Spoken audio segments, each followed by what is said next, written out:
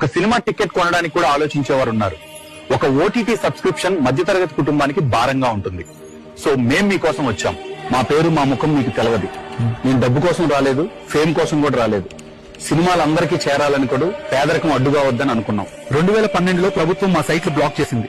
అప్పుడు మేము గవర్నమెంట్ వెబ్సైట్లు హ్యాక్ చేసిపారు, కొన్ని రాజకీయ పార్టీల సీక్రెట్ డేటాను బయటపెట్టి అవినీతిని ఎక్స్పోజ్ చేశారు. ఇది మీరు కావాలంటే గూగుల్లో చూడండి. మీకు తెలియకుండా మేము కొన్ని మంచి పనులు కూడా చేస్తాం. కరోనా టైంలో సోషల్ మీడియా, టెలిగ్రామ్ ద్వారా ప్రజలకు జాగ్రత్తలు, ప్రభుత్వ లోపాలు, ఆసుపత్రుల సమస్యల గురించి అవగాహన కల్పించాం.